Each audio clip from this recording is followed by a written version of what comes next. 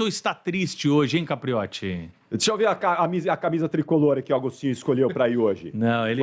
Não, a camisa ele não veio. Sereno, né? Sereno. O sorriso Ao contrário do Abel... Bom dia para todo mundo. Não, mas fala pro positivo. Não, é o seguinte, o Abel Ferreira, ele é excelente técnico. Acho que é o melhor que nós Fala temos do Rogério, aqui. pô. Vocês Eu ganharam. vou falar na sequência. Ele é excelente mesmo. Mas também ele é excelente para o Brasil, para a América do Sul. Também não vão chamar o Abel para ser técnico do Barcelona, do Real Madrid. Não vai, também não vai. Mas para a gente ele é excelente mesmo. Ele é muito, muito bom. Só que ele precisa aprender a perder.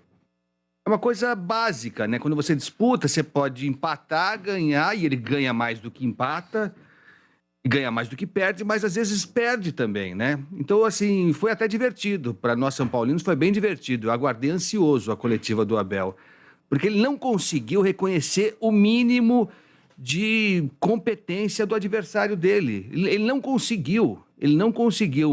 Ele espremendo tudo, não sei se o Capriotti concorda comigo, ele falou que o São Paulo ganhou por sorte. Foi assim. Foi isso mesmo, Agostinho. Foi isso aí. Ele falou que acredita em sorte, né? Falou, eu acredito em sorte e acho que hoje o São Paulo teve sorte. Né? Mas o futebol é competência. Porque se o Rafael Veiga, de maneira competente, faz aquele pênalti, faz 3-0, fatalmente estaria resolvida ali a partida, né? Não teve competência, e aí o São Paulo foi lá, teve competência no minuto seguinte para fazer o gol de pênalti com o Luciano e se classificou. Eu não compactuo muito com essa coisa de sorte no futebol, não. Eu acho que a gente tem que ter competência. E ontem faltou competência, por exemplo, para o Rafael Veiga, que perdeu o pênalti, não é? Sofreu muito? Nossa, olha, ontem eu achei que eu não estaria aqui hoje. E aí, o segundo tempo foi em pé. E os pênaltis, Não, ontem eu mudei. Ontem pendurado, assim. Ontem foi o jogo inteiro de pé. Porque não deu tempo, né? Quando eu fui ver, assim, tava 1-0 já. Tava 1-0, 2-0, eu falei, eu só pedia para não ser uma sacolada. O Pedro Luiz Ronco não assiste mais jogo do Corinthians, sabe quem é o Pedro Luiz Ronco, né? Sim, lógico. Pensável que a apresentação. Ele me liga no dia do jogo, a gente conversa, assim, mas ele fala, não, Xará, não posso mais, não dá mais. Ele não acompanha mais. O nosso saudoso Joelmir Betting, palmeirense fanático, ele não conseguia. Foi chegar um tempo que ele não conseguia. Então ele falou assim, eu vou ter que sair. Ele saía na rua. Andando, né? Andando. Só que aí tinha fogos. Ele falou, meu Deus do céu, aconteceu alguma coisa. Pro bem ou pro mal? Aí ele começou a sair de fone, de ouvido. Isso é uma loucura, né? A insanidade do torcedor. Que chega. Mas eu sou... Mas olha, eu vou te falar uma coisa, viu, Agostinho? O pessoal fala assim, pênalti quando não é o seu time, é tranquilo. Desde que você não tem um irmão jogando do outro lado, viu? Porque daí eu vou falar pra vocês que não é tão tranquilo assim, não. Rede Bandeirantes de Rádio. Você está ouvindo Rádio Bandeirantes Campinas, ZYK 569, FM faixa estendida 85,7 e AM 1170. E também Rádio Bandeirantes Ribeirão Preto, ZYK 640, FM faixa estendida 85,3 e AM 1270. Rádio Bandeirantes, fechada com você, fechada com a verdade. Rádio Bandeirantes. Fechada com você. Fechada com a verdade. Bastidores do Poder. Na Rádio Bandeirantes. Oferecimento. Recap, Sindicato dos Postos de Combustíveis de Campinas e Região. Acesse recap.org.br.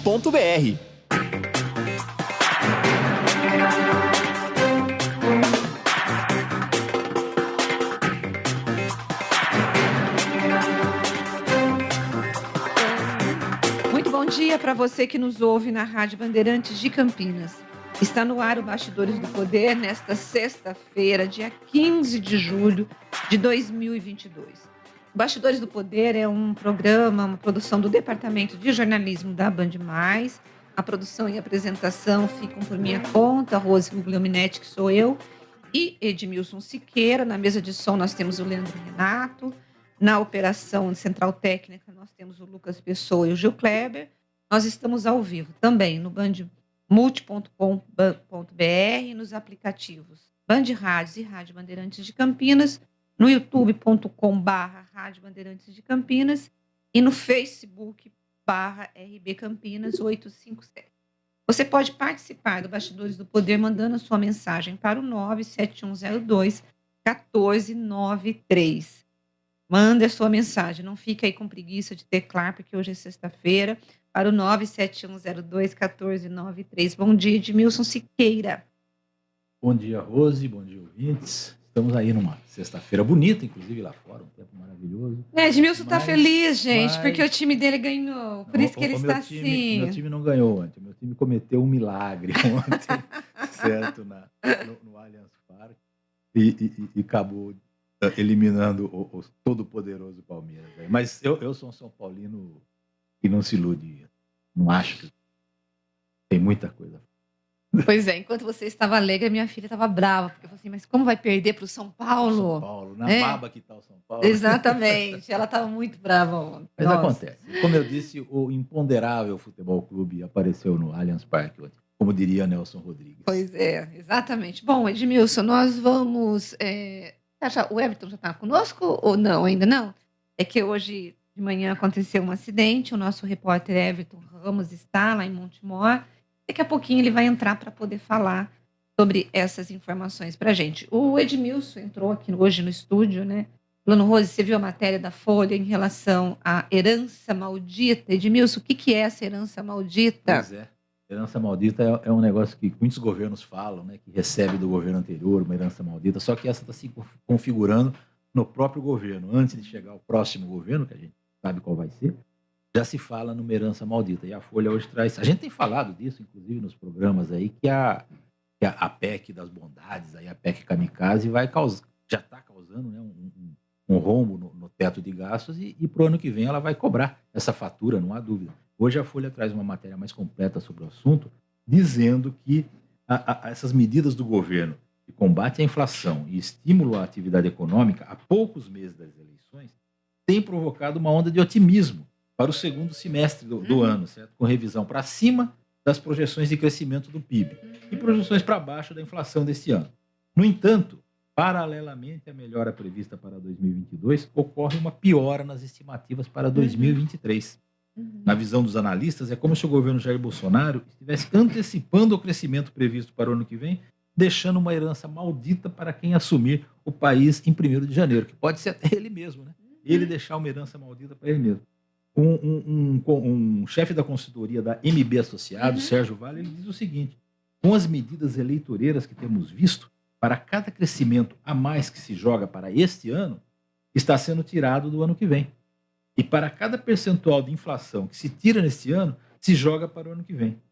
E inclusive, essa dinâmica, ela não é só dos analistas que podem ser de oposição, mas analista econômico raramente é de oposição. Ele analisa os fatos e faz alguma previsão baseada em fatos. Mas são previsões do próprio governo, o Ministério da Economia. Quinta-feira, ontem, o Ministério da Economia revisou para baixo a projeção de inflação para este ano, de 7,9% para 7,2%. E elevou a estimativa do PIB de 1,5% para 2%. Mas, ao mesmo tempo, projetou a inflação de 2023, subiu a projeção de 3,5% para 4,5%, e o PIB ele não aumentou nem diminuiu, foi mantido em 2,5%. Eu digo aqui, 2,5%, 1,5% de PIB para o Brasil não é uma coisa, é só razoável, não é bom. O Brasil, pelas carências estruturais que tem, ele precisa crescer, e para o emprego, que precisa criar novos postos de emprego, ele precisa crescer 4, 5% ao ano, para você começar a sentir um desenvolvimento sustentável. Ou seja, nós teremos aí para o ano que vem, para o próximo ano, pelo menos 2 anos ruins, né, em que você não vai ter tanta geração de emprego. Eu fico imaginando, ganhando o Bolsonaro, e eu preciso até trazer um economista para a gente poder, quando sair os planos de governo dos dois, para a gente poder tentar entender, né, como que vai ser isso. Ontem nós entrevistamos, gente, depois vocês assistam no domingo, uma entrevista com o economista que nós falamos sobre essa questão das eleições, do impacto na América Latina, e de qualquer forma, eu acho que ambos os candidatos ganhando, não vai ter muita mudança, o cenário é ruim para os dois, certo? Para os dois. E pior, né?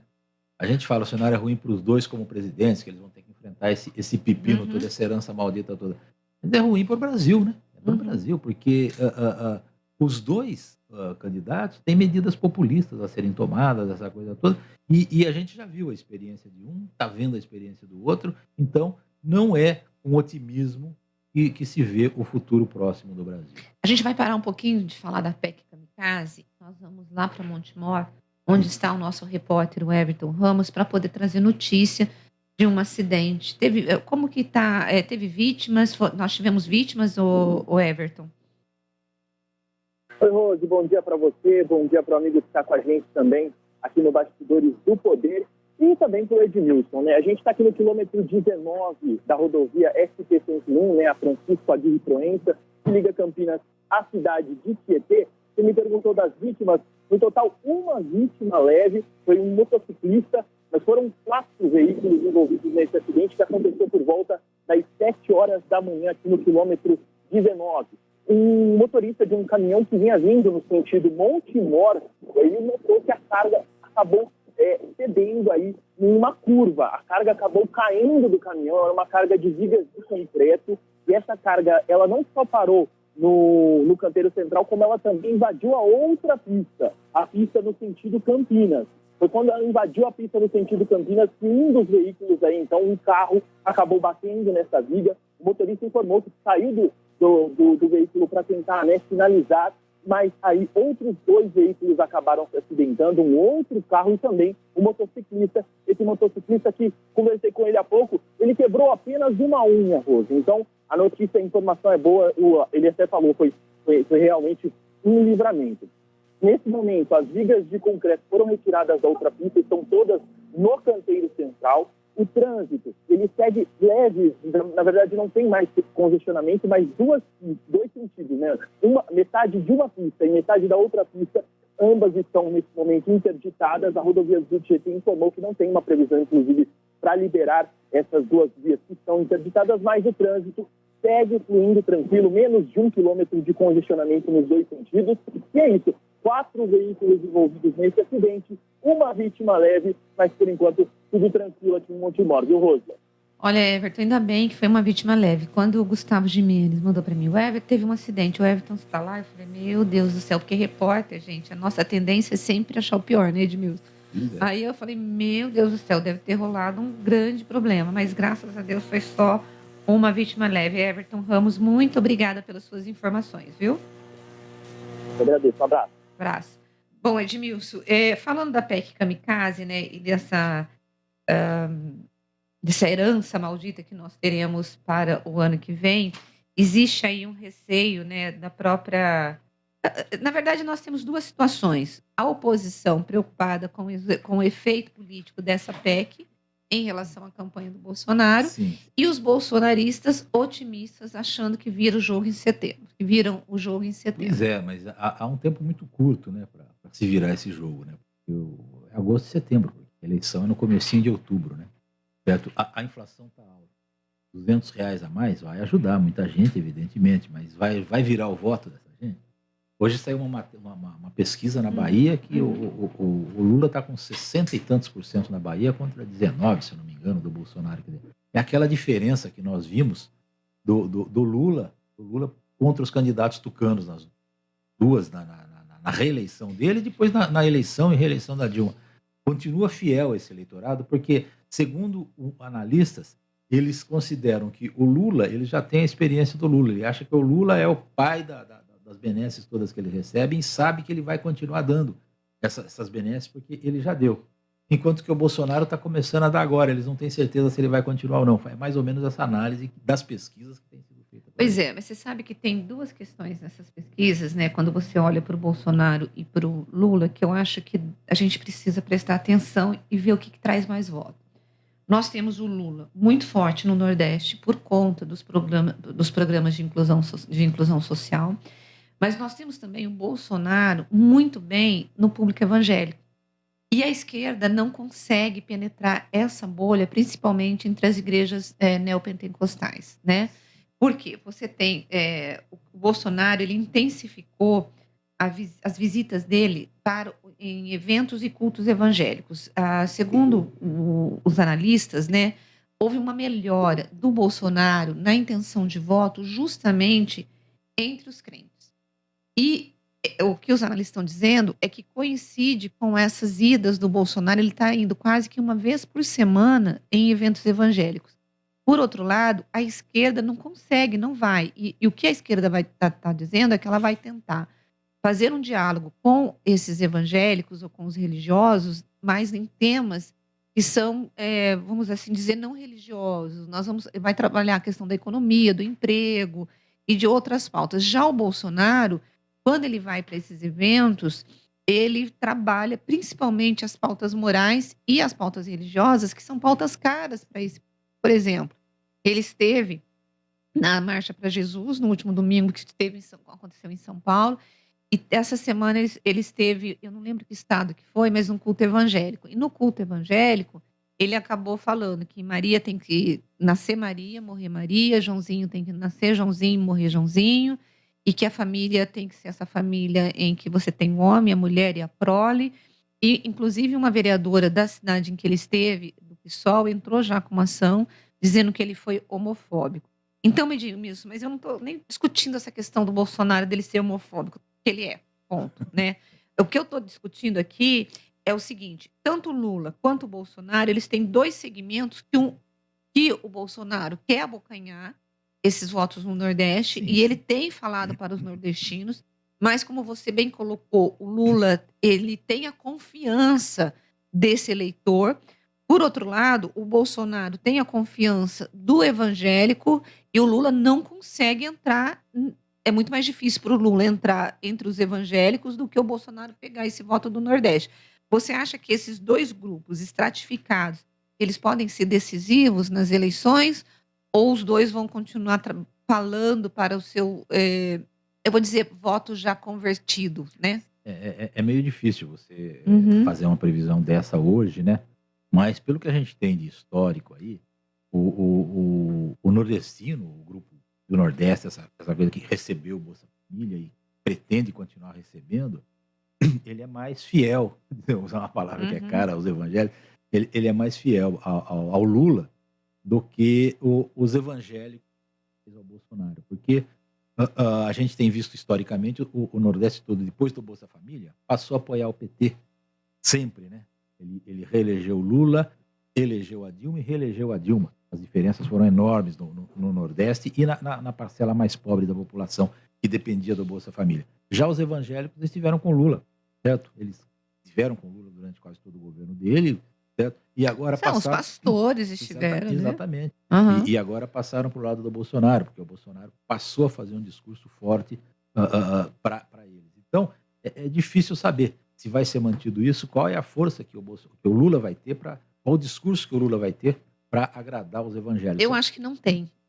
Eu acho que é o seguinte, o Lula, quando ele esteve com os evangélicos do lado dele, ele esteve com as lideranças evangélicas. Então você tinha, por exemplo, um bispo Macedo, né, da Igreja Universal, que apoiou o Lula em todos os mandatos. Então a liderança estava com o Lula, parte dessa liderança, mas não a massa. Desta vez, Bolsonaro, ele tem a massa. E eu falo isso, Edmilson, porque eu sou evangélica. Sim. Né? E é um negócio assim que você não tem noção. De cada 100 crentes, 9 são bolsonaristas. 90. 90, desculpe. De cada 100, 90 são bolsonaristas. E eles acreditam, eles veem o Bolsonaro como um representante mesmo deles. E é um negócio assim maluco. E o Lula não consegue penetrar e conquistar essa massa. Por quê? Porque as pautas que o Bolsonaro fala têm muita identidade com esse grupo. Ele fala o que eles querem ouvir. Né? Exatamente. E o Lula não. A esquerda, ela não trabalha, ela não tem essa pauta. Ela vai falar do aborto, ela vai falar do direito da pessoa ter a orientação sexual que ela queira. Então, são pautas que não convergem, conflitam. Agora resta saber o seguinte, quem tem mais gente? O número de evangélicos no Brasil é suficiente para fazer uma reversão das pesquisas, para dar ao Bolsonaro? E o número de nordestinos ou do Norte e Nordeste que votam em peso no Lula é suficiente? Foi suficiente para reeleger o Lula, eleger a Dilma e tudo mais, certo? Agora, os evangélicos que estão apoiando o Bolsonaro, eles têm número suficiente para reverter esse quadro? Eu não sei, eu não tenho a pesquisa de quantos evangélicos há no Brasil, certo? Mas eles são em número bem menor do que os católicos, ainda são. Certo? Na semana passada, nós entrevistamos um cientista político no programa da TV, E ele disse para a gente que são os 30% daqueles que não são nem Lula, nem Bolsonaro, é que definirão a eleição. Não sei se você se lembra disso. Sim. Por quê? Porque quem vota no Lula, vai votar no Lula, que é isso que você colocou, do Nordeste, né? O eleitor cativo, certo? Ele é E cativo. do Bolsonaro tem também uma Tem uma também, percentual tem. do Então, eleitor cativo. e aí, o que a gente precisa ver nesses 30%, quem são essas pessoas que estão nesse contingente de 30%? Eu acho que é classe média. Aí é um chute, Aham. é classe média, o eleitor mais informado, que percebe, né? Que lê jornal, que ouve rádio, ouve televisão, vê os analistas falando, percebe que a gente está caminhando por um cenário muito ruim. Esse cenário ruim, ele é culpa tanto do Lula, que tem quase as mesmas propostas que o Bolsonaro. Então, não vê futuro plausível para o Brasil e não pretende votar nenhum nem outro. Talvez vote na chamada terceira via aí, na Simone Tebet ou no Ciro Gomes, certo? E não vote nem no Lula nem no Bolsonaro. Eu acho que é esse eleitor. E num segundo turno, a grande maioria dele vai ter que decidir se vota num ou no outro, ou se anula seu voto, ou se não comparece, ou se vota em branco, certo? Realmente, esses 30% talvez tenham poder de decisão futura. Mas eu não vejo eles apoiando fortemente um ou outro candidato. Bom, eu vou vou convidar, né, os ouvintes para poder participar desse bate-papo conosco, mandando a mensagem, gente, o que vocês acham, né? Vocês acham que esses grupos cativos, o Lula no Nordeste, Bolsonaro entre os evangélicos, são decisivos para poder levar o Bolsonaro para o segundo turno, ou vai ser decisivo para o Lula ganhar já no primeiro turno? Participe desse papo conosco. Mas antes, porque hoje, gente, nós vamos estar cheio de entrevistas aqui no estúdio, então eu vou tentar acelerar hoje os assuntos para a gente poder não deixar de falar de algumas questões, porque não vai dar para falar de tudo. Mas um dos assuntos, né, que nós queremos abordar aqui com você foi uma decisão do Conselho Nacional do Ministério Público, né, que vai engordar o salário dos procuradores e promotores em todo o país. Eles vão receber um adicional temporário de 33%, que isso vai significar, gente, um aumento aí adicional de 11%. O que eu tinha visto é que eles vão ganhar esse valor quando o colega tirar férias, e aí eles vão receber os processos desse acúmulo de processos, né? Ele vai receber os processos do colega, e por conta disso ele receberia 11 mil. Mas o Edmilson tem outra informação e daqui a pouco ele vai colocar.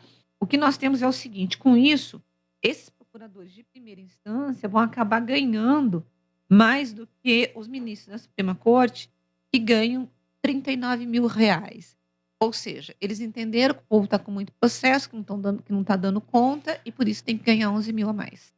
Pois é, a lentidão da justiça, né, acaba provocando aberrações desse tipo, né? Tenho que mais de 200 processos, eu acho que eu tenho que ganhar mais. Ele está lá para processar os processos, me desculpa a redundância aí, mas é obrigação dele. É como esse salário, essa parte de salário a mais, dinheiro a mais que recebem procuradores de prefeituras, né? Tem um nome isso. Sucumbência. Sucumbência. Porque eles ganham um processo, eles estão lá para isso, para defender o poder público, né, nos processos e ganhar. Eles vão defender, eles devem tentar ganhar. Agora, se ganha lá 5% a mais, se eu não me engano, nas prefeituras. Agora, os procuradores também acharam um meio de não se ganhar ou se perder, não, só pelo fato de ter mais de 200 processos, receber 11% a mais, coisa do seu Aras, lá do Procurador-Geral da República, que colocou esse penduricalho que deve satisfazer toda a classe, né? Porque 11% a mais, para quem já ganha mais de 20 mil reais por mês, 25, se eu não me engano, 11% a mais, vai acabar ultrapassando o teto aí, certo? Numa boa, legalmente falando, quer dizer, o Brasil continua sendo uma farra para servidores públicos privilegiados. Pois é, e você sabe que eu não vi na matéria, Edmilson, quanto que vai ser o impacto desse valor para os cofres públicos. Mas você sabe que os políticos, às vezes, falam assim para mim, vocês pegam muito no pé de políticos, mas vocês nunca direcionam, né, a crítica para o judiciário. O judiciário é uma caixa preta, com um monte de benesses, com um monte de vantagens, custa muito caro para o poder público. É verdade, a gente tem Eu me lembro aqui, nós entrevistamos uma vez um desembargador do Tribunal de Justiça de São Paulo, e eu acabei discutindo com esse desembargador, porque ele disse assim que ele estava assim, bravo, porque ele pagava R$10 mil de convênio médico para a família e o salário dele não era suficiente. Aí, Edmilson, eu não aguentei. Eu falei, olha, o senhor tem 10 mil para poder pagar o convênio médico da sua família. O brasileiro ganha R$1.000 e tem que amargar uma fila imensa no pronto-socorro, atendimento daqui 6 meses. Exatamente. Exame daqui 4 meses. Então, assim, chega a ser ofensivo para a gente. Pois é. Claro que a gente não pode reduzir o debate em relação a salários quando você fala com a questão do... Por exemplo, se alguém ganha muito bem e a grande massa ganha pouco, você não pode falar assim, alguém que ganha bem não pode ganhar tão bem. Porque não. O que a gente precisa é fazer com que essa massa que está aqui embaixo o piso, tenha né? Levar o salário, piso. levar o piso para poder ter um reconhecimento. O que não dá é para a gente viver essa injustiça social que existe no Brasil. A diferença é muito grande, né? No serviço público francês parece que a diferença do maior salário para o menor salário é muito pequena, não chega a ser 2, 3 vezes, 4 vezes mais, né? Aqui no Brasil chega a 20, até mais que isso, se você colocar no salário, principalmente do judiciário, aquele monte de penduricalho que tem lá, que ganha vale paletó, vale não sei o quê, vale refeição, vale escola de filhos, quer dizer, o governo paga escola para filhos de pessoas que não precisam, que ganham R$39 mil, no mínimo, por mês, ainda tem o governo pagando a escola para os filhos dele. Quer dizer, são injustiças desse tipo que revoltam o brasileiro, né? Olha, vamos aqui, deixa eu ver aqui o nosso ouvinte, o Wagner, ele diz assim, não sei, não vejo a coisa com essa conotação de ser ou não evangélico, ser de direita ou de esquerda. A questão do brasileiro é o caráter, e isso sempre depõe contra ele. O brasileiro é um povo que não presta. Nossa, Wagner, você está muito deprê. Não dá para generalizar. Não dá. E que é mau caráter de berço. Há exceções? Tem, claro, mas são muito poucas. Políticos mentem, falo de todos eles. Agora, o que seria pior? Um mau caráter que mente ou um mau caráter que volta? Não sei. A competição entre ambos é acirrada e quem mentir mais leva a essa. É um problema de generalização. Claro que a gente não deve concordar com isso, certo? Há uma ignorância geral no Brasil, não estou dizendo no mau sentido, mas o próprio estudo que é falho, a educação é falha, e a necessidade, muitas vezes, do brasileiro começar a trabalhar cedo faz com que ele abandone os estudos, a precariedade das nossas universidades, certo? Então, tudo isso compõe um quadro muito triste, né, que acaba levando o brasileiro, em geral, para uma ignorância política, e ele acaba votando naquele que oferece um par de sapato para ele depois da eleição, o que é muito triste. Olha, o José Roberto do Parque Tropical, ele está aqui puxando a minha orelha. Rose, bom dia. Gostaria que você, quando pronunciasse a palavra crente, incluísse também os católicos, pois cremos e somos tementes a Deus. É que eu vou falar cristão, mas sabe o que é, José Roberto? Quando eu falo desse crente, eu estou falando desse evangélico que vota no Bolsonaro. Porque entre os católicos eu não vejo essa... Eles votam no Bolsonaro, mas eu não vejo essa quase que totalidade, né? Crente é um termo que é usado normalmente para diferenciar o católico do evangélico. Já que cristão, todo mundo no caso. Pois é. Então eu vou colocar cristão, tá bom? Assim você não fica bravo comigo. Mas eu vou ter que diferenciar. Chamar de evangélico, porque o católico se autodenomina cristão também, né? E então eu vou separar. Fala evangélico, que melhor. Resolve. Gente, são 10 horas e 29 minutos. Nós vamos para o intervalo e voltamos daqui a pouquinho com mais de Bastidores do Poder. Bastidores do Poder. Na Rádio Bandeirantes. 2022, 100 anos do rádio no Brasil. Uma homenagem da AESP ao veículo que sempre vai estar ao seu lado. Na década de 60, o radialista Estevan Sangihardi entrava na Jovem Pan depois do futebol. Decidiu criar torcedores fictícios para cada time e fazer piadas e imitações. Nascia o Show de Rádio, programa que recebeu colaboração de vários humoristas, entre eles Tata Alexandre, Serginho Leite e Carlos Roberto Escova. Show de Rádio. É o nosso tema. Nos anos anos 90 e anos 2000 surgiu o Café com Bobagem. Oscar Pardini, Zé Américo, Ivan de Oliveira, Enio Vivona e Renê Van Orden é o quinteto por trás da receita consagrada de sucesso. Piadas, imitações e paródias que marcaram época no dial de várias rádios. Comprei um telão de cinema porque na TV de casa sua barriga não cabia. 100 anos do rádio no Brasil. Uma homenagem da AESP ao veículo que sempre vai estar ao seu lado. Sextou com o Faustão na tela da Band. Alô, galera! Nada melhor para consagrar o sextou que todo mundo gosta no churrascão do Faustão. Muita música, cacetadas e bate-papo descontraído com os convidados do Faustão. Afinal, sexta é dia de churrascão do Faustão e também do quadro Embromation. Hoje, às 20h30 da noite, na tela da Band. Faustão na Band. E agora, as últimas informações do esporte. Esportes Online. Oferecimento Nacional Sol. Reduz a conta de luz com a energia solar da Nacional Sol. Acesse nacionalsol.com.br. Bom dia. A Ponte Preta enfrenta o Criciúma às 19 horas desta sexta-feira no estádio Heriberto Rios, em Santa Catarina. Partida válida pela 18ª rodada da Série B do Campeonato Brasileiro. A Macaca vem de vitória 1-0 contra o CSA fora de casa. E para se manter fora da zona de rebaixamento, precisará, ao menos, empatar a partida de hoje à noite. A Ponte tem 3 mudanças, além da troca de sistema. Sem Thiago Oliveira suspenso por 3 cartões amarelos, Hélio dos Anjos terá que mudar o esquema tático para 4-4-2 ou 4-3-3 com 2 zagueiros, ou então improvisar o lateral esquerdo Arthur na zaga. Com isso, Jean Carlos ganha mais uma oportunidade na lateral esquerda. E tem também um desfalque de última hora, Fecinho, com desconforto muscular, não viajou. Titulares absolutos no meio-campo alvinegro, Leonaldi está recuperado de indisposição estomacal e Felipe Amaral cumpriu suspensão por cartão e retorna normalmente ao time.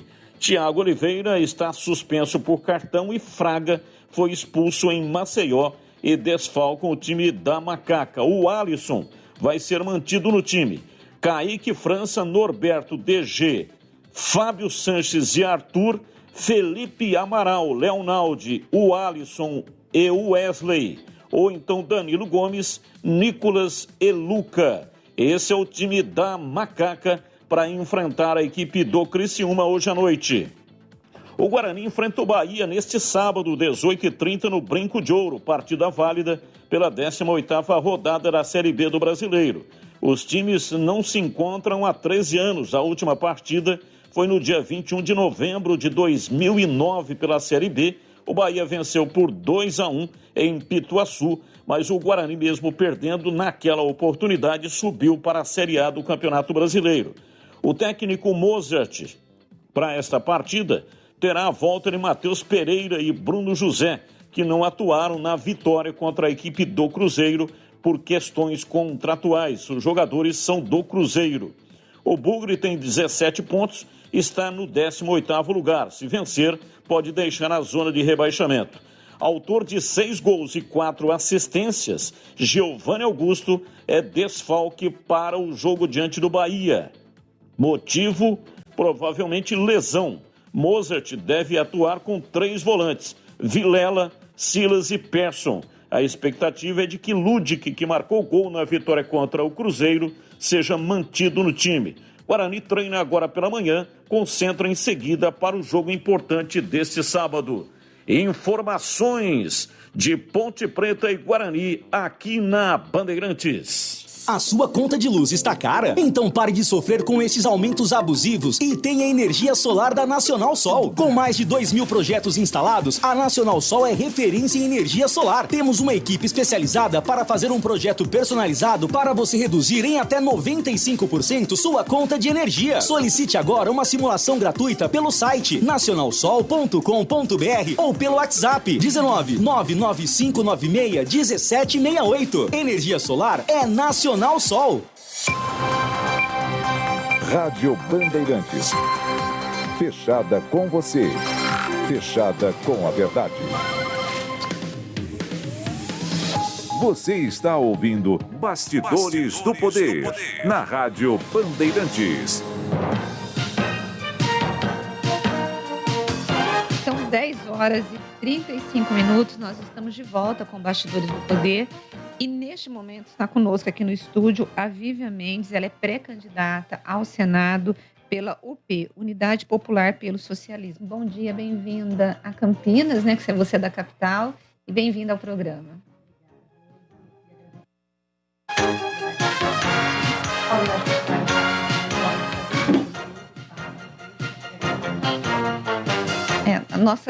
A tendência nossa é dar espaço para todo mundo. A gente não é um partido privilegiado. Olha, um veículo de comunicação que privilegia esse ou aquele. Eu acho que o eleitor ele tem que ouvir, né, para poder fazer a escolha. Quando você falou da UP, né, que foi partido que surgiu, né, em 2019, qual que é a diferença? Porque é um partido socialista. Qual que é a diferença do PT e do PSOL, por exemplo, e do PSTU? Nós somos um partido que a gente começou o processo de legalização, na verdade, a partir das grandes jornadas de 2013. A gente começou a pensar sobre isso. E nós somos o primeiro partido nas últimas décadas que não surgiu de racha de nenhum outro partido. Eu sou fundadora do partido e eu nunca fui filiada a outro partido, nunca tinha sido pré-candidata a nada, candidata a nada. Mas a gente decidiu, a partir daquela luta popular, dos nossos movimentos sociais, porque a Unidade Popular surgiu de movimentos sociais do Brasil. Eu sou do movimento de mulheres Olga Benário, a gente organiza mulheres no enfrentamento contra a violência. Então, a gente decidiu construir um instrumento político que expressasse as nossas ideias, porque a gente realmente não se sentia representado pelas organizações que existiam. E a gente viu que, a partir das grandes jornadas de 2013 e tudo mais, né, que foi se dando no país a partir daquilo, havia uma grande dificuldade de representatividade. A gente queria um partido que fosse a cara do nosso povo e construído dessa forma, bastante popular. E foi isso que a gente decidiu fazer. E a gente começou o processo em 2014, a legislação mudou, a gente teve que reiniciar. Em 2016, a gente reiniciou. E hoje nós somos o único partido que se registrou na nova legislação, né, que, inclusive, o Bolsonaro tentou registrar um partido e não conseguiu. Então, a gente tem muito orgulho de dizer e construir um partido que não tem nenhuma figura política conhecida, nenhum figurão, mas que foi construído pelas mãos do nosso povo, coletando 1.200.000 assinaturas para registrar. Então foi assim que a gente decidiu fazer. Bem mais do que o necessário, né? É porque esse processo de construir um partido, ele foi se dificultando, complexificando mesmo, né? Então você precisa ter uma quantidade de assinaturas válidas, mas hoje muitas pessoas nem votam mais. Então, a gente recolhia assinaturas de apoiamento e os cartórios não tinham assinaturas, a pessoa não votou nas últimas eleições para eles poderem identificar se aquela assinatura era válida. Então, a gente perdeu várias fichas no processo. Então, a gente teve que coletar muitas assinaturas. Então, você é candidata ao Senado, né? E a gente vê hoje um protagonismo maior no parlamento, né? Talvez pela própria fraqueza do governo Bolsonaro, certo? Mas como é que você encara esse protagonismo maior do parlamento, principalmente do Senado, que é o seu caso? E quais são os planos para que esse protagonismo se reverta em bem para a população e não em bem para os próprios políticos, como tem sido nesse caso? É uma ótima pergunta, até porque o Senado deveria existir para justamente fiscalizar o Executivo, né? Esse é o papel. Não à toa a CPI da Covid foi realizada ali, né, nessa parte da Câmara que deveria servir a isso, principalmente. Eu digo, assim, com bastante tranquilidade que sou pré-candidata a senadora para prender Bolsonaro. Esse é o nosso central da nossa campanha. Bolsonaro é um criminoso, ele é responsável por crimes de lesa humanidade, graves violações de direitos humanos, ele precisa ser responsabilizado. Eu acho que o papel do Senado, claro, com o envolvimento da nossa população, porque ninguém é capaz de transformar nada numa tacada, numa canetada, nem no parlamento, inclusive nem no executivo. Por isso, nosso partido é um partido popular, um partido de organização do nosso povo. Mas o nosso compromisso é com isso, é mobilizar o nosso povo para que a gente possa defender juntos Vivian, a mudança da nós realidade. Tivemos, assim, quando você olha a história, né, do país, a gente vê que nós tivemos mudanças de mãos, né, do poder, né? Nós tivemos aí a redemocratização, Collor, depois veio o Itamar, depois veio o Fernando Henrique, vamos chamar de centro-direita, né? Assim, dá para a gente colocar isso. Depois nós tivemos o Lula, a Dilma, e a gente teve a direita agora nas mãos do Bolsonaro. Num primeiro momento, lá na época da redemocratização, nós tivemos uma participação do PT nascendo, do PT crescendo, sendo um grande partido aí que poderia trazer esperança para o povo brasileiro. Depois nós tivemos as notícias de corrupção. E eu não vejo mais os partidos de esquerda com tanta aderência à população como nós vimos lá na época da redemocratização e da fundação do PT. Eu lembro das Assembleias do Povo, por exemplo. O Edmilson lembra disso. Que reunia muita gente. A esquerda, eu tenho a impressão que ela não fala mais para o trabalhador. Como que você vê isso? Você concorda comigo? Você discorda? E por que se você concordar, por que houve esse distanciamento? Uhum. Inclusive, eu sou de uma região de São Paulo, eu sou da Zona Leste, de Guaianazes, um bairro bastante popular, onde a gente viu uma história desses partidos se organizarem e ter um trabalho muito ativo no passado. Né?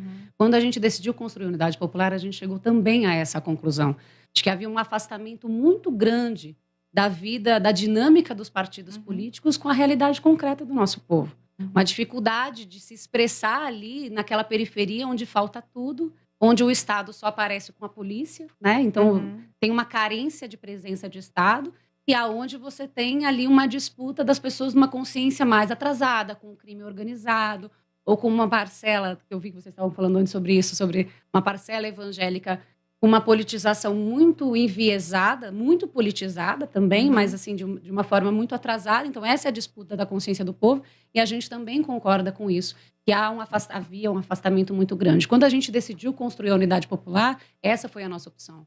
Construir um partido que fosse de fato popular e que fosse construído e tivesse a sua dinâmica a partir dos bairros, de onde as pessoas moram, de onde as pessoas trabalham, organizando as mulheres, que são a maioria da sociedade e não estão representadas nas direções dos partidos políticos, por exemplo. Você atribui isso ao machismo ou uma questão prática em que a mulher tem que trabalhar, cuidar de casa e fazer um monte de coisa? A mulher ter que trabalhar, cuidar da casa e fazer um monte de coisa também é uma expressão do machismo, né? O machismo não é uma novidade na sociedade. O machismo é anterior, inclusive, ao capitalismo, né? Assim, essa exploração contra as mulheres. Agora, ela tem graves desdobramentos na vida das nossas mulheres. Aqui em Campinas mesmo, a gente tem pelo menos denunciadas 11 casos de violência todos os dias, né? E é importante a gente frisar denunciados, né, registrados, porque a gente tem um índice muito alto de subnotificação em relação a isso.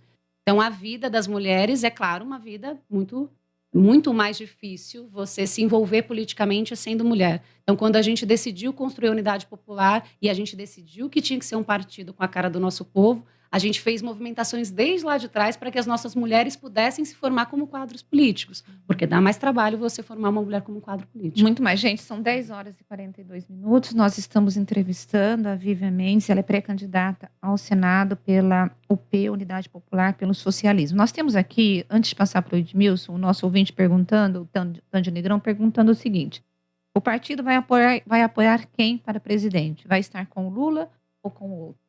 A gente tem pré-candidatura própria para presidente, né? Inclusive, podemos trazer ele aqui. Leonardo Péricles é o presidente nacional do nosso partido, é um homem negro, morador de uma ocupação, militante do nosso movimento de luta nos bairros, vilas e favelas, e mora em Belo Horizonte. Ele é nosso pré-candidato a presidente da República. No segundo turno, se houver? A gente tem como prioridade derrotar o fascismo no nosso país. Nós estamos muito preocupados com a conjuntura, Rose. A gente tem, inclusive, a gente acha que a esquerda, de uma forma geral, tem subestimado as ameaças antidemocráticas, golpistas de Bolsonaro e de toda a sua corja, dos militares, os mesmos militares torturadores da ditadura que continuam no governo hoje, né? Então, a gente tem um governo militarizado.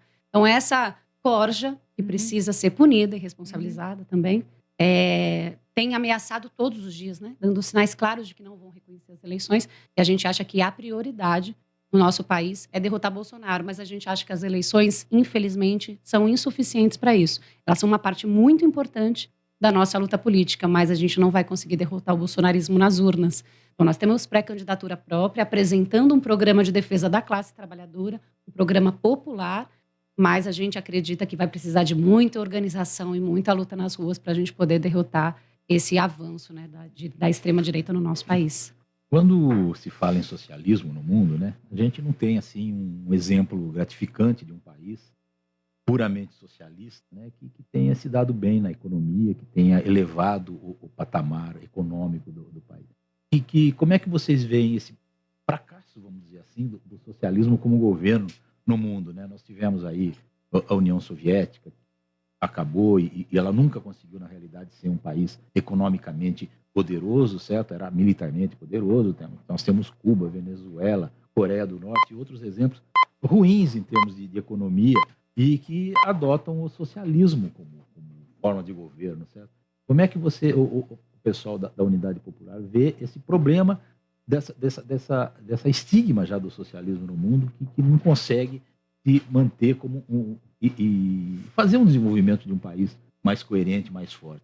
Então, Edmilson, acho que a gente precisa começar pensando... Vamos discutir o fracasso do capitalismo, né? A gente está num país onde é um dos maiores produtores de alimento do mundo e nós temos 33 milhões de brasileiros passando fome.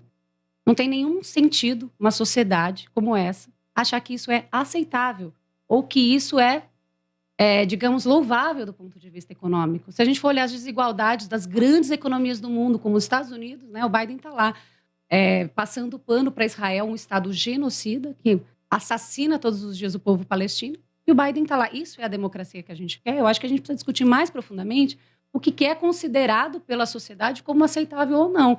Porque é muito injusto a gente comparar a situação de Cuba com outro país. Você tem um bloqueio econômico contra Cuba.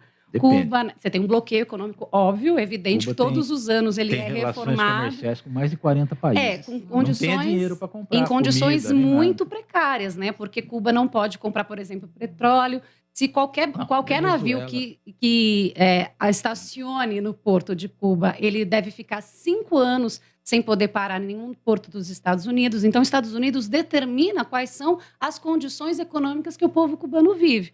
Agora, Cuba, que eu conheço bem, inclusive, já fui até lá, conheço as condições e sei como que é a vida da população.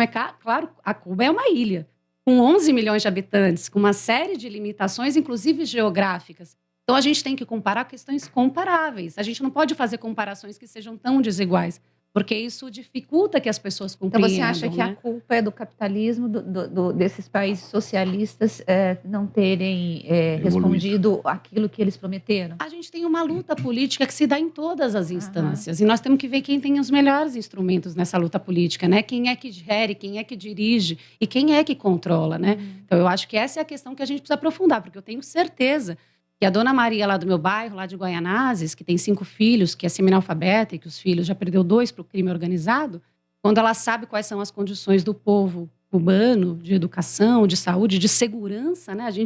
A direita gosta tanto de falar de segurança pública, vamos discutir segurança pública em Cuba, né? Então, se a dona Maria conhecesse a situação, eu tenho certeza que ela defenderia. Mas é isso que eu coloco. A dona Maria, ela pode saber, por exemplo, que o que vocês estão prometendo melhoraria a vida dela. Por que ela não acredita? Mas ela acredita, porque 1.200.000 pessoas assinaram quando a gente foi dizer que a gente estava construindo um partido. Eu estou falando enquanto política, enquanto eleição de candidatos ligados à esquerda. E eu não estou falando de PT, porque o PT você já conhece. Eu estou dizendo o seguinte, quando você tem um partido de esquerda que chega para a população, houve um distanciamento. Quando você fala da tua pauta, dizendo, olha, nós vamos oferecer um salário melhor, nós vamos oferecer isso. Por que esse cidadão, esse eleitor, ele não acredita nessa proposta? Porque quando a gente foi construir a Unidade Popular, as pessoas disseram para a gente assim, mas as pessoas não acreditam nisso que vocês estão falando mais. Ninguém quer mais ouvir falar de partido. Era 2016, estava aquela grande confusão. E a gente foi para os bairros dizer, nós estamos construindo um partido, ele se chama Unidade Popular pelo Socialismo, e a gente quer seu apoio. E a gente coletou 1.200.000 assinaturas. Então, se as pessoas tiverem condições, o processo eleitoral ele é muito antidemocrático. As pessoas não sabem, não conhecem a Unidade Popular, ela não vai ter tempo de TV, ela não recebe fundo partidário, enquanto o Partido União, o partido que era o ex-PSL, que elegeu o Bolsonaro, recebe 17 milhões por mês, a Unidade Popular mantém a sua sede com a contribuição dos seus filiados, que é de R$10 por mês. Que vocês precisam então é muito desigual. Nas urnas, exatamente. Né? Então a Unidade Popular é o partido mais jovem, então a gente não participou, é a primeira eleição que a gente vai participar para deputado, por exemplo, mas a gente já teve que se enquadrar. Vocês têm expectativas de fazer alguns candidatos? Como eu estava falando sobre a desigualdade, a Unidade Popular vai receber 0,06% do fundo eleitoral. Né? Então é óbvio que existe um sistema que se retroalimenta na desigualdade, né? Vocês vão usar o fundo eleitoral, mesmo esse 0,0? Vamos usar, claro. E a gente defende que os fundos eleitorais eles sejam públicos para ter, inclusive, clareza sobre o que é feito no processo eleitoral. Infelizmente, quando o fundo não é registrado, o que você tem é uma quantidade grande de caixa 2 e um aumento da desigualdade ainda maior. Mas você não acha que os partidos deveriam ser mantidos pelos seus militantes, que pagassem uma mensalidade por doações? O nosso é assim. Se for todo mundo assim, a gente até concorda. Mas, infelizmente, não é assim que funciona. O nosso é assim. O Novo tenta ser assim, por exemplo.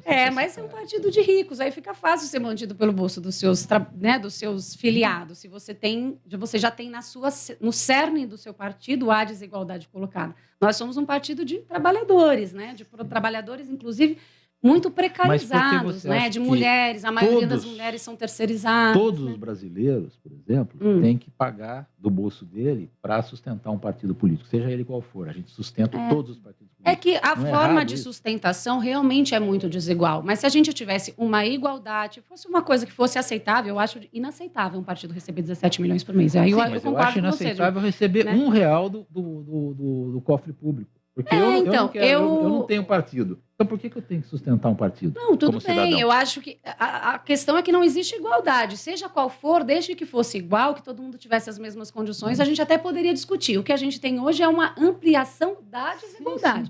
Isso nós somos contra, como for. O problema no Brasil é que quando você pega o financiamento de campanha, quando nós tínhamos antes o financiamento privado, nós vimos a história do bendito Caixa 2. Aí nós tínhamos a defesa de que deveria ser um financiamento público para poder impedir a corrupção. Aí veio o financiamento público tirando dinheiro do nosso imposto, claro, daquilo que nós fazemos, e você tem hoje alguns partidos com alguns caciques mamando. Foi só uma desculpa, porque a corrupção não acabou. Ela continuou. Mas você continua com Caixa 2, né? Você vê que o Bolsonaro ele foi eleito com Caixa 2. O Bolsonaro foi eleito com várias empresas fazendo disparos de mensagens em massa para a população com fake news. E isso não está contabilizado, né? Então, é um processo que realmente é muito danoso. Isso aí nós estamos completamente de acordo. Inclusive, quando eu digo que nós não colocamos as nossas expectativas nas eleições somente, nós somos um partido político, é disso que a gente está falando. Se a população conhecer profundamente o processo eleitoral, ela vai se revoltar contra ele e não vai permitir que ele permaneça dessa forma. E o que você acha da questão da corrupção do PT? Olha, eu acho que a corrupção ela precisa ser combatida sempre. Essa é a questão. Agora, a gente só consegue, de fato, combater uma corrupção se a gente tiver uma participação popular muito profunda. E é isso que a gente defende. Quando a gente defende o socialismo, a gente defende o poder popular. A gente defende que o Estado precisa ter mecanismos de participação concreta do povo. O povo pode, deve e vai ser poder nesse país. Né? Quando tiver consciência do seu papel e decidir transformar essa realidade de forma radical. Nós somos um partido bastante radical. Olha, nós temos um ouvinte aqui que está bravo. Ele está dizendo assim, meu Deus, essa candidata diz que a culpa é pré-candidata. A culpa é do capitalismo, mas tem um iPhone da Apple. Pelo amor de Deus, são hipócritas ao cubo ou seria a Cuba? Quem constrói todas as riquezas do mundo são os trabalhadores. E os trabalhadores têm que ter direito a acessar tudo que constroem. É isso que a gente defende. Essa política da miséria, né, da falta e da escassez, isso não tem nada a ver com o socialismo. E essa distorção é uma distorção ideológica, de achar que a gente defende que as pessoas todas têm que viver na miséria. Muito pelo contrário.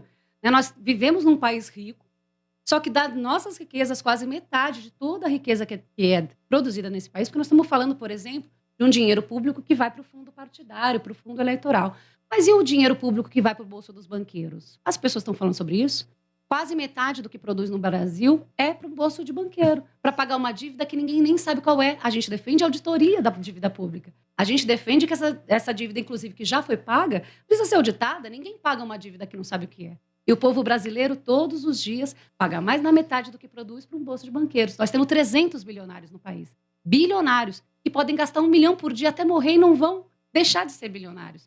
É dessa injustiça que nós estamos falando. A gente não quer discutir a miséria, a gente não quer discutir o farelo, a gente quer discutir o banquete. A gente quer discutir a produção de todas as riquezas desse país. É isso que a gente defende como sociedade. A dívida externa brasileira é enorme, né? Enquanto o Lula recebeu o governo com 800 bilhões de dólares do Fernando Henrique de dívida externa, que já era um absurdo na época. E entregou o governo dele, 8 anos depois, com 2 trilhões de dólares de dívida pública. Ou seja, e ele tirou, inclusive, a dívida com a FMI e com dinheiro contraído dos brasileiro, certo? Como é que você vê isso? A dívida pública é um câncer. E nós precisamos estagnar esse câncer. Você não vai resolver nenhum problema no país sem ter orçamento. E para resolver orçamento, você tem que colocar o dedo na ferida. O que é essa dívida? Para onde ela vai? Para como ela está sendo paga? E ela é injusta. São a favor de um calote, no caso? A gente é a favor de uma auditoria, né? Nós temos que cessar. Porque nenhuma empresa... Eu trabalhei em empresa privada há muito tempo, trabalhei em multinacional, trabalhei em ONG, fiz muita coisa na minha vida. Trabalhei em multinacional, ninguém paga uma dívida sem saber o que é. Você tem auditoria para isso dentro da empresa, né? Você tem esses mecanismos feitos para saber se o que está acontecendo ali é real. Aí, por que o Estado não? Parece que o Estado sempre tem que pagar primeiro e depois perguntar qual é a dívida. Ninguém faz isso. Eu quero saber exatamente qual que é a fatura que eu estou pagando. Bom, eu quero agradecer a presença da Vivian Mendes. Ela é pré-candidata ao Senado pela UP, Unidade Popular pelo Socialismo. Muito obrigada, sucesso aí na tua jornada, Obrigada, na tua campanha. Rose. Obrigada, Edmilson. Obrigada, Rádio Bandeirantes, todo mundo que escutou. Obrigada quem quiser me seguir aí nas redes sociais, vivianmendes.oficial. A gente agradece imensamente. E unidadepopular.sp. Tá certo. E a gente vai para o intervalo e voltamos daqui a pouquinho com mais de Bastidores do Poder. Não saia daí. Bastidores do Poder. Na Rádio Bandeirantes. Todos os domingos, a partir das 7 horas da manhã, a Rádio Bandeirantes transmite a Santa Missa direto da Paróquia Santa Rita de Cássia, situada na Avenida Jesuíno Marcondes Machado, 670, na Nova Campinas. Participe das celebrações ou acompanhe pelo rádio. Ela é toda colorida, ele curte mais madeira. Ela quer varanda florida, ele faz questão de churrasqueira. Ela adora bossa nova, ele rock pauleira. Ela quer um gato, ele tem um Fox Paulistinha. Ela dorme tarde, ele acorda de manhãzinha. Ela vai de salada, ele de cerveja geladinha. Mas tudo se resolveu com a ajuda da Prado. Compraram 2 APs, lado a lado. Até o gatinho ficou aliviado. Prado Gonçalves Imobiliária. Histórias felizes passam por aqui. Campeonato Brasileiro 2022. Nesta sexta-feira, a Ponte Preta vai enfrentar o Criciúma às 19 horas no estádio Heriberto Rilse, em Criciúma. E no sábado, o Guarani enfrenta o Bahia às 18h30 no estádio Brinco de Ouro. Jogos da 18ª rodada do Brasileirão. Acompanhe a melhor cobertura na Rádio Bandeirantes de Campinas, em AM 1170 e FM 85,7. E também pelo youtube.com/Rádio Bandeirantes Campinas. Futebol é com a Bandeirantes. Futebol é com a Bandeirantes. Vai, vai, Bandeirantes. Futebol. Agora, News Drops com Henrique do Vale, direto de Nova York.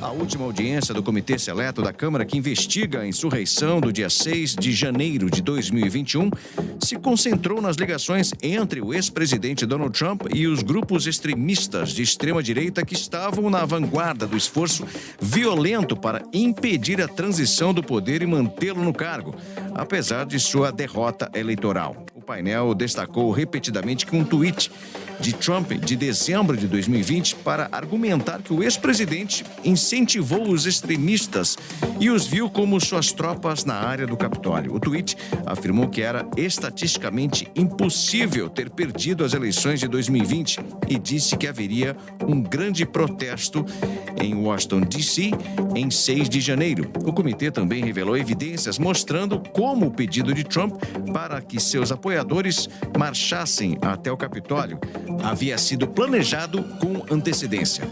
E a viagem do presidente Joe Biden ao Oriente Médio tem como principal objetivo de aproximar Israel e a Arábia Saudita.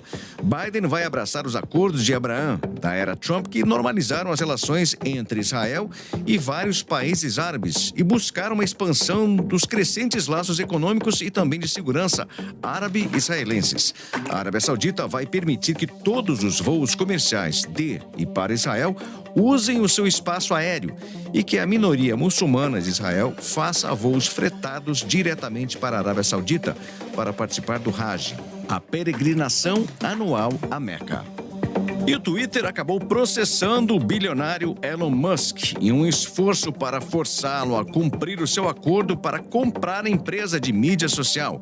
Bom, isso ocorre apenas alguns dias depois que Musk disse ao Twitter que deseja rescindir o seu contrato de aquisição de 44 bilhões de dólares. O acordo agora provavelmente vai para uma longa batalha judicial para determinar se o Twitter pode forçar, inclusive, o bilionário a fechar o acordo e se tornar o seu proprietário, ou pelo menos fazê-lo pagar a taxa de rompimento de 1 bilhão de dólares, estabelecida no acordo original. Depois de dizer inicialmente que queria comprar o Twitter para erradicar os bots, Musk acabou expressando nas últimas semanas preocupações, sem qualquer evidência aparente de que há mais bots na plataforma do que o Twitter relatou publicamente. Alguns analistas, no entanto, acham que ele simplesmente quer uma desculpa para sair de um acordo que agora parece superfaturado após a queda nas ações do Twitter e também no mercado de tecnologia em geral. Você ouviu News Drops aqui na Rádio Bandeirantes. Rádio Bandeirantes. Fechada com você. Fechada com a verdade. Você está ouvindo Bastidores do Poder, na Rádio Bandeirantes.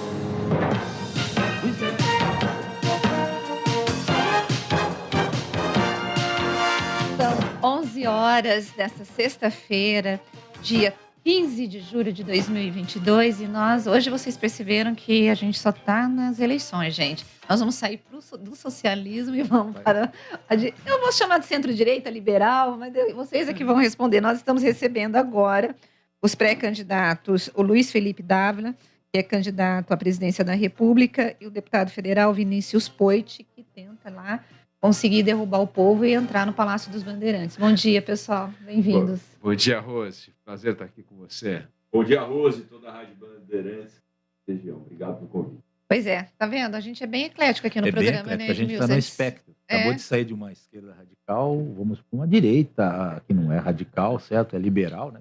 Eu sei, certo? E vamos saber quais são suas propostas. A direita do diálogo, direita do diálogo. Seja do diálogo, e vai precisar de muito diálogo para que esse Brasil retome algum rumo mais consequente. Primeiramente, eu gostaria de saber do candidato a presidente, né? Como é que ele está vendo essa coisa toda na área econômica, principalmente do Brasil, que está preparando um 2023 provavelmente muito pior do que 2022, com essas medidas todas aí. Infelizmente, é o governo que está repetindo a fórmula fracassada da Dilma Rousseff, né? O Bolsonaro, no fim de governo, parece a Dilma. Assim, endivida, cria cada vez mais despesas, estoura as contas públicas e vai deixar uma conta gigantesca para o brasileiro pagar depois das eleições. De novo, e usa agora uma emenda constitucional para romper teto do gasto, quebrar a regra de ouro e, além de tudo, criar despesa extraordinária em época eleitoral. É um negócio inacreditável. É a primeira vez que eu vejo uma emenda constitucional para aprovar uma inconstitucionalidade. É um negócio nunca visto. E o único partido que votou contra, como vocês sabem muito bem, foi o Partido Novo. Foi o único partido que fechou a questão e votou contra, e um dos que votou contra está aqui ao meu lado, que é o Vinícius Poit, como nosso deputado federal. Então, este é o problema da eleição, e por isso que existe essa regra de não poder gastar dinheiro em época de eleição, porque senão a gente sempre deixa uma dívida gigantesca. No governo Dilma, você se lembra muito bem que ela deu uma canetada de 20% para derrubar o preço de energia e deixou uma conta de 100 bilhões de reais para nós pagarmos. Hoje o brasileiro paga a segunda conta de energia mais cara do mundo por causa dessa irresponsabilidade do passado. E a mesma coisa, infelizmente, vai acontecer em 2023. Bom, deixa eu te perguntar, Luiz Felipe, assim, por que você acha que os outros candidatos, eu te incluo nisso, né? Você tem ali uma disputa do Lula em primeiro lugar, o Bolsonaro em segundo, todos os cientistas políticos, e você é cientista político, candidato, mas é cientista político, apontam que se não acontecer um fato assim muito extravagante, o cenário já está colocado. Ou Lula no primeiro turno, ou Lula e Bolsonaro no segundo turno. Por que a terceira via não conseguiu ter forças para poder ser uma opção para esse eleitor que não quer nem o Lula, nem o Bolsonaro, mas também não quer ninguém? Rose, a questão que eu faço é por que nós não temos uma mesma leitura dos mesmos números por um outro ângulo?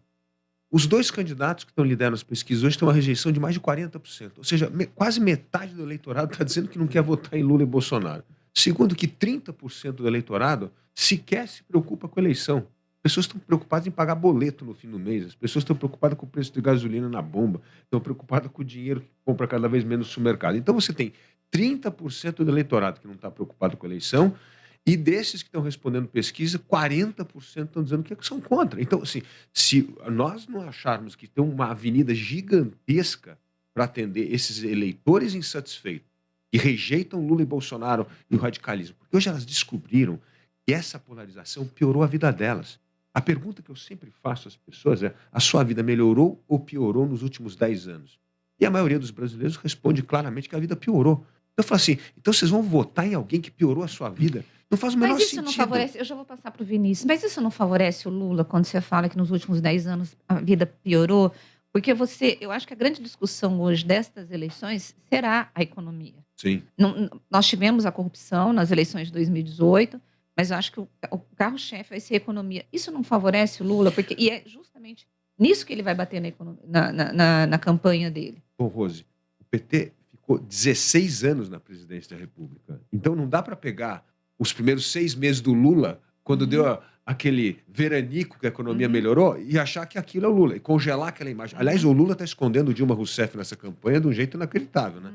Você tem que pegar os 16 anos de PT. E os 16 anos de PT é que quando o PT entregou a faixa presidencial para o presidente Bolsonaro, o Brasil vivia a pior recessão econômica da sua história, a mais alta taxa de desemprego da história do Brasil, queda da renda e, principalmente, estouro das contas públicas que custou tão caro ao brasileiro. Então, este é o resultado de 16 anos no poder. Então, não dá para pegar um veranico dos primeiros 6 meses do governo do Lula. E, aliás, sem deixar de comentar aqui o que foi o escândalo de corrupção. Quem começou corrompendo as instituições, comprando as instituições, criar o maior escândalo de corrupção da história do Brasil foi Lula.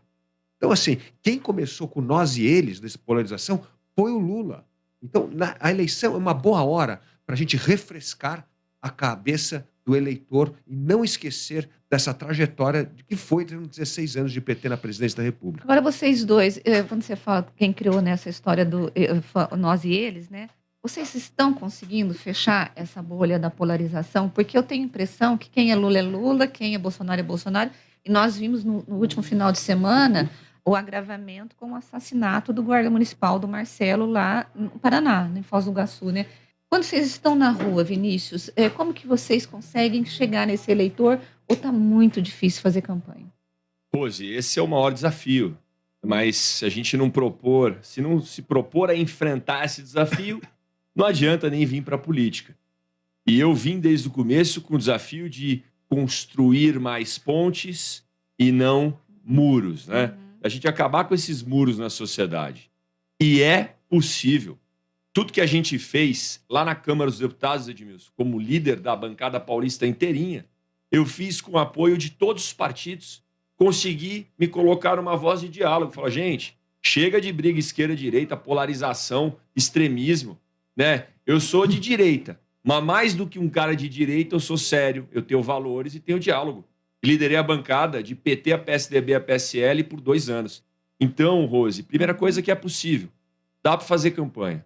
Segunda coisa é que a população que está aí na rua está cansada de briga de Twitter, tem uma maioria silenciosa, sabe aquele negócio da minoria barulhenta, que são os extremistas. Mas existe uma maioria silenciosa de brasileiros e de paulistas que querem solução, querem resultado. Quer ver, ô, bichão? Não importa se é direita ou esquerda, eu quero comida na mesa, emprego e esse país andando para frente. Então é essa corrente que a gente defende e essa conversa aqui de diálogo e de foco na solução e não no problema, ela está sendo bem aceita. Então acredito que a gente vai ter um resultado muito positivo nessa eleição. Obviamente não é a curto prazo que a gente resolve algo que historicamente foi construída, essa relação de nós e eles, sabe, de 2 lados, mas a gente vai conseguir. São 11h08, nós estamos recebendo aqui nos estúdios da Rádio Bandeirantes de Campinas o pré-candidato Luiz Felipe Dávila à presidência da República e o deputado federal Vinícius Poit, que é pré-candidato ao governo de São Paulo. Edmilson. Eu perguntaria para o Vinícius o seguinte, o estado de São Paulo vem aí de 20 anos, sei lá, de PSDB, certo? Quase 30. Quase 30 de PSDB, certo? Reeleito. E hoje há uma possibilidade de que o PSDB não continue mais. Eu queria saber como é que você, como candidato do Novo, encara Esse trabalho todo do PSDB durante esses anos, essas décadas já, né, no estado de São Paulo, e que proposta que você tem para melhorar as condições do estado de São Paulo? Porque, embora seja o estado mais rico do país, tenha muito progresso, muito desenvolvimento, também tem muitos problemas no estado, certo? Edmilson, a gente que chega na política com espírito empreendedor, com espírito fazedor, né, para trabalhar para as pessoas, também, obviamente, tem que ter humildade para reconhecer o PSDB do Franco Montoro lá atrás, criou a Secretaria de Meio Ambiente, se preocupou com sustentabilidade, tema que é super atual, com a questão do crédito carbono que o Felipe Dávila sempre fala, do Mário Covas, que iniciou as privatizações, né? Faço referência ao Grama aqui da cidade, que o Henrique agora é pré-candidato estadual, inclusive, né? Ex-prefeito de Campinas. Então, é preciso a gente saber reconhecer, mas chega. Já deu 30 anos de muito atraso também em São Paulo. Maior obra atrasada de São Paulo, Rodoanel, não termina nunca. Escândalo de corrupção atrás de escândalo de corrupção. Tamoios, que liga nosso Vale do Paraíba com o Litoral Norte, também não termina. Secretarias inchadas, quando a gente fala do estado mais forte do Brasil, do estado mais rico do Brasil, de fato, o estado, o governo, e não a população. Então São Paulo tem pressa. São Paulo quer conectar a capital com Campinas, com a RMC, com trilhos e com estradas que a gente já tem, muito mais rápido. Olha, isso daí eu acho que vou ficar velha e não vou ver acontecendo. Pois é, porque desde sabe por quê, Rose? Gente, eu faço matéria da história do trem Campinas. Sabe por quê, Rose? Porque a gente não vai ter resultados diferentes fazendo sempre da mesma forma. Então, se a gente não colocar esse espírito paulista, sabe? E ser de São Paulo, não é quem nasce aqui só, é ter o espírito paulista, porque São Paulo abraçou o Brasil inteiro, o mundo inteiro. De volta no comando desse estado, nós vamos ficar na mão dos políticos. Eu gosto de uma frase... Você não é político? Eu sou administrador, empreendedor e estou servindo como político. A política, Rose, ela tem que ser encarada como ato de servir a população, não de viver de política. Política a gente faz em dia, né, em casa, na empresa, em todo lugar. Agora, mas a gente pode encarar, vamos servir aqui a população e vamos voltar? Porque só para terminar a frase do Platão, o preço, Rose, que a gente vai pagar por não se interessar por política é ser governado por aqueles que se interessam. Então tá na hora da gente tomar o rumo do nosso estado de volta. Eu acho que o brasileiro nunca se interessou muito por política, por isso que nós temos o Congresso que nós temos hoje. É isso aí, Rose. E falando desse Congresso, né, eu acho que uma das coisas assim mais temerosas que eu tenho visto nos últimos tempos é existir um centrão que hoje você tem um presidente da Câmara, que ele é o presidente do Brasil, para mim. Eu não vejo o Bolsonaro como presidente.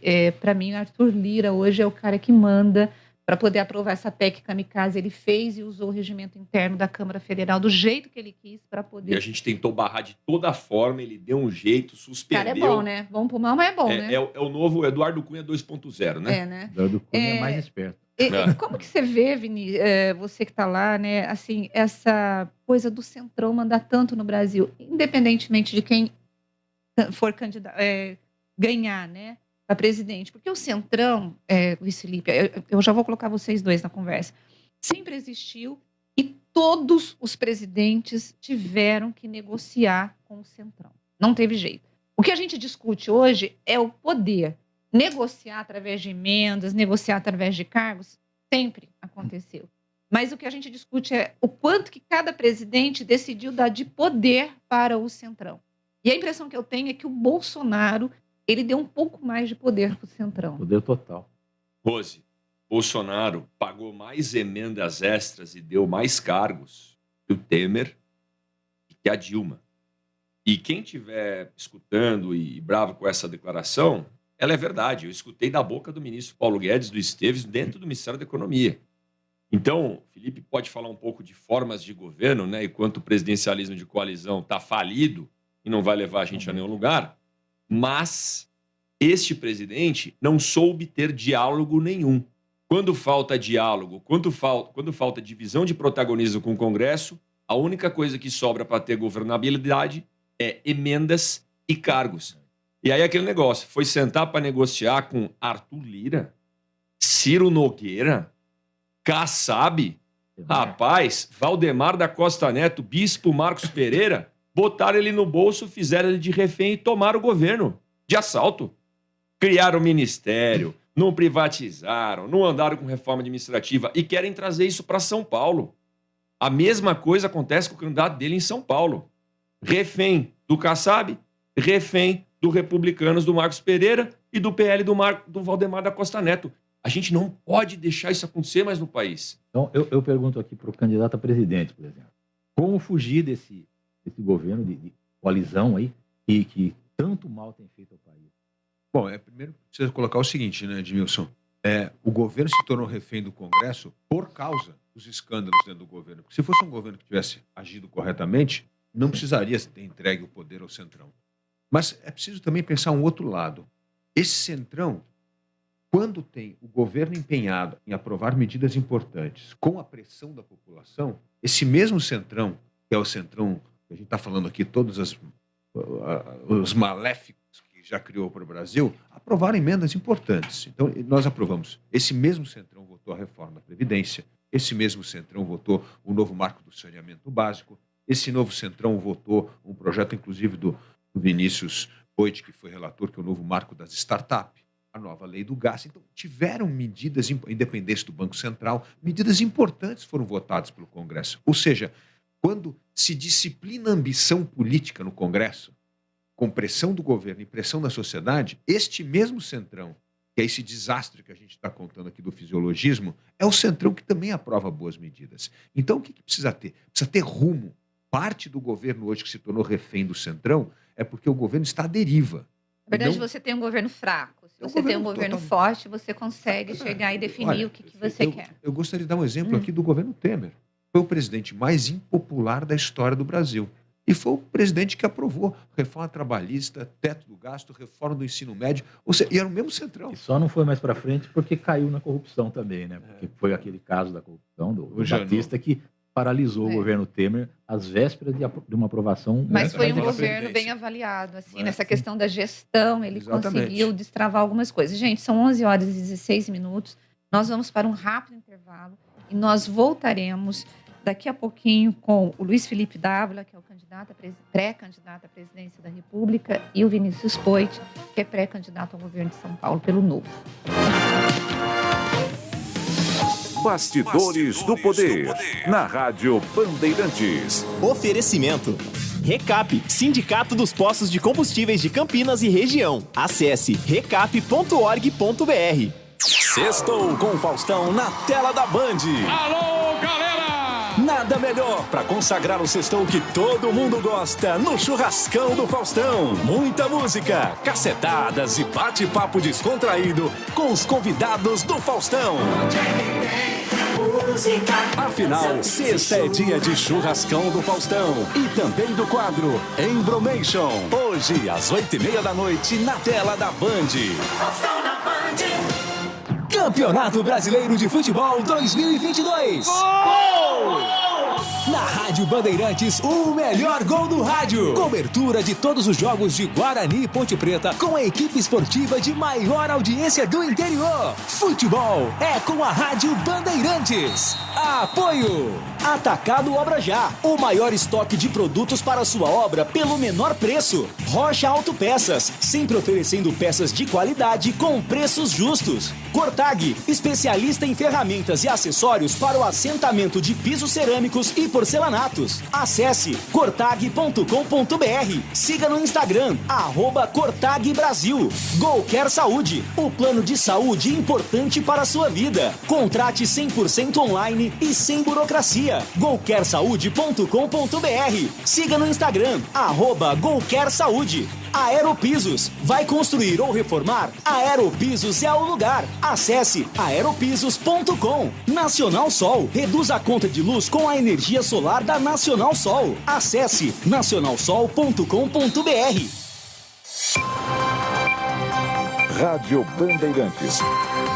Fechada com você. Fechada com a verdade. Você está ouvindo Bastidores do Poder, na Rádio Bandeirantes. Gente, eu adoro essa musiquinha.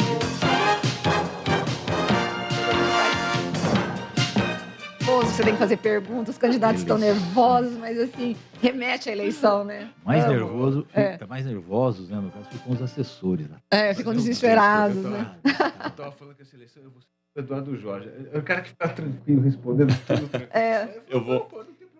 Eu falo pro Felipe, quando toca essa música, eu tô igual o Felipe, eu tô assim, ó. Ansioso para entrar no jogo. Né? Adrenalina lá em cima. A gente tá preparada, porque a hora que tocar essa música vai ser a hora da gente mostrar a diferença. Olha só, nós temos aqui o nosso ouvinte, o Tandy Negrão, ele tá dizendo assim, fala pro Dávila que eu, como pobre, eu voto no Lula, porque na época do PT eu viajei de avião, comprei minha casa, meu carro e eu fiz faculdade. E aí, eu já vou juntar uma pergunta que eu falei que a grande questão é a economia. Qual que é a tua proposta para recuperar a economia, respondendo ao Tandy Negrão, por exemplo? Porque a gente sabe que esse rombo que vai ficar para o ano que vem vai ser terrível. Uma outra coisa, qual que é o candidato, o presidente eleito que vai ter coragem de dizer assim, não vou mais te ajudar, não vai ter mais auxílio, não vai mais ter nada? Quais são as suas propostas para poder reduzir a fome, gerar emprego, eu acho que reduzir a inflação e acabar com a inflação. Com certeza, Rosa. A questão fundamental é a retomada do crescimento econômico. Bom, o Brasil não cresce há 20 anos. 20 anos. O Brasil continua a ter 1% de crescimento econômico. O que faz um país crescer? O país crescer é o país que compete no comércio internacional. Nenhum país do mundo ficou rico fechando a sua economia. O Brasil tem uma das economias mais fechadas do mundo.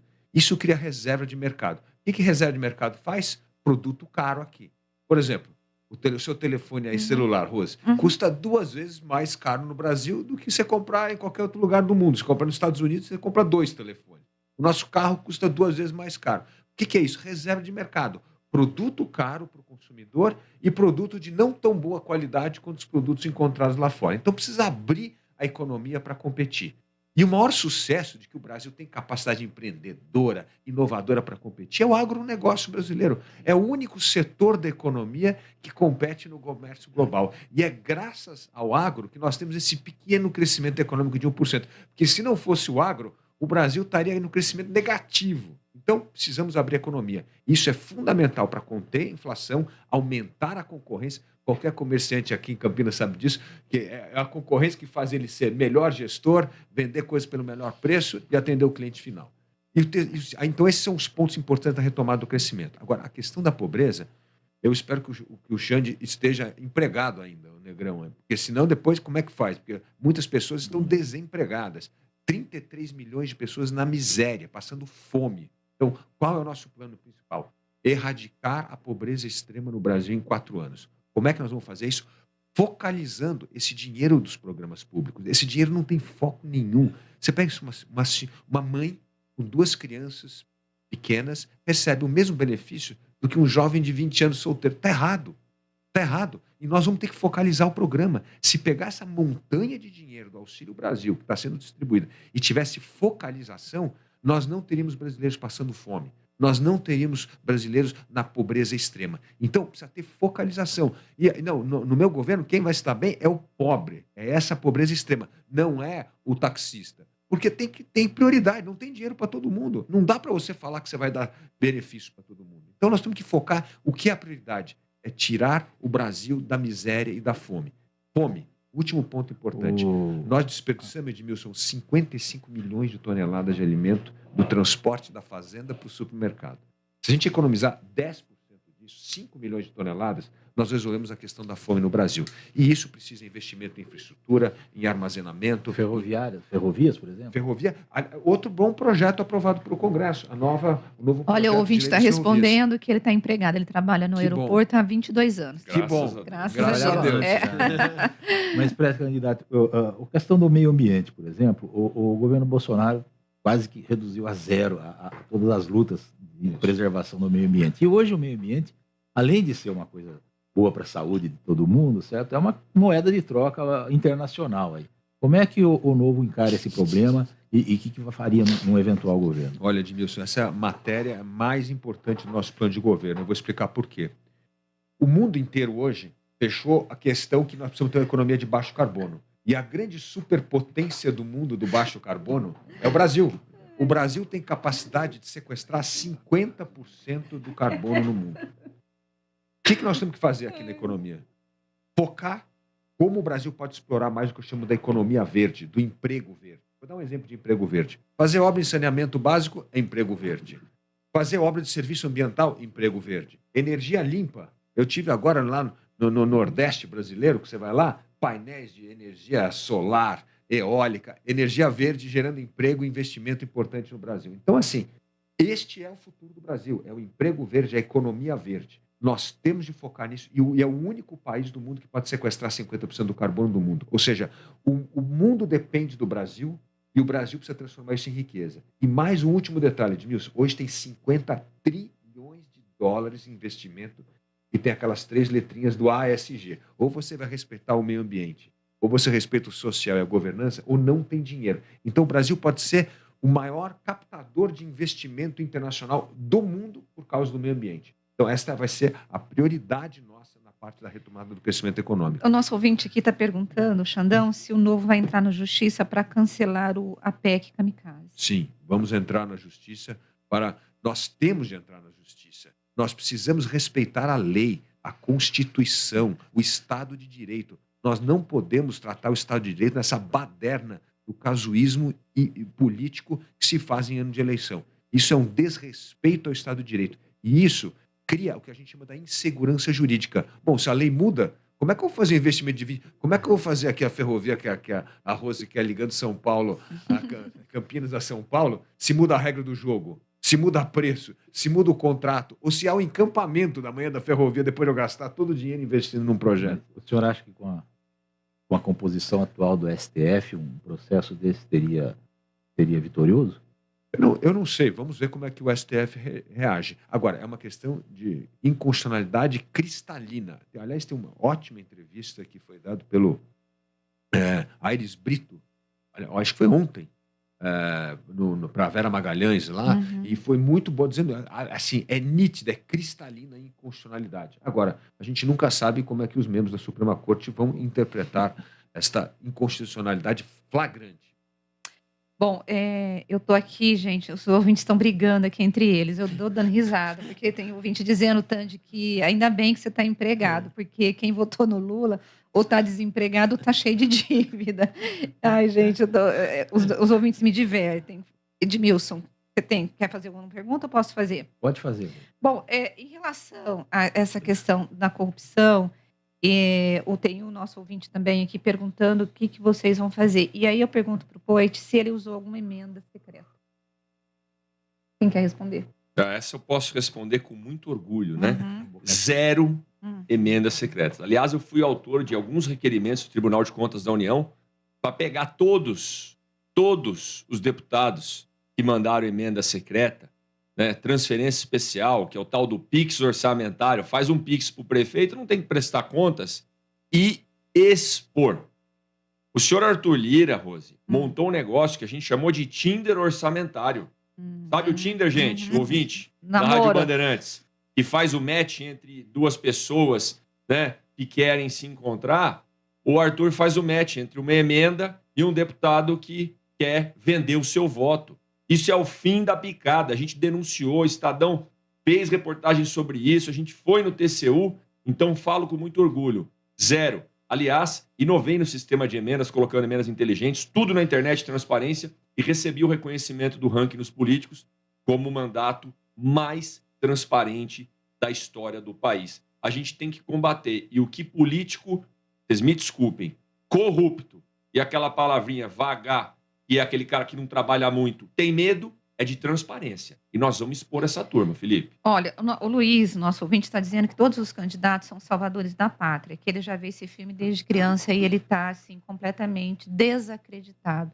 O que você falaria para esse ouvinte, o Luiz Felipe? Desiludido. Olha, Luiz, eu falaria para você não votar em Salvador da Pátria. Quem prometer, não tem que votar. Você tem que pensar em pessoas que vão fortalecer as instituições. O que o Brasil precisa hoje é fortalecer a instituição, a liberdade, o Estado de Direito. O que o Brasil precisa hoje é tirar o Estado das costas das pessoas que empreendem, que geram emprego, que trabalham, que têm o pequeno negócio. Esse Estado está sufocando a geração de emprego. Esse Estado está destruindo empregos e negócios.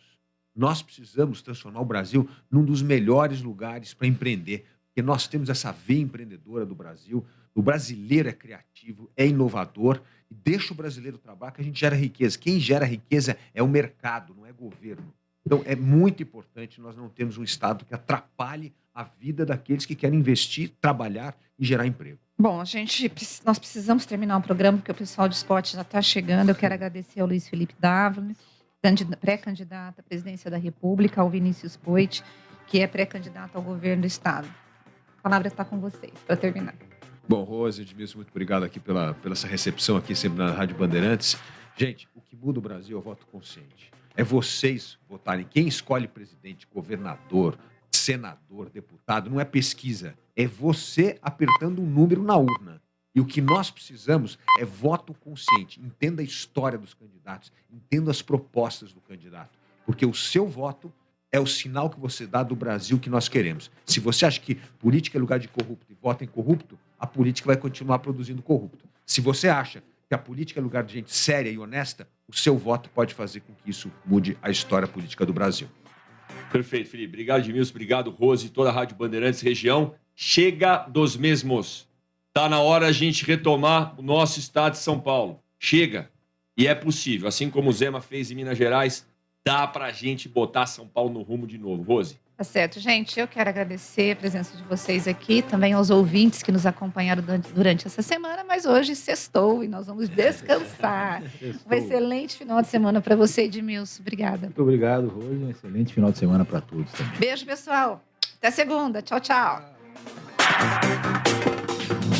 Você ouviu Bastidores do Poder na Rádio Bandeirantes. Oferecimento. Recap, Sindicato dos Postos de Combustíveis de Campinas e Região. Acesse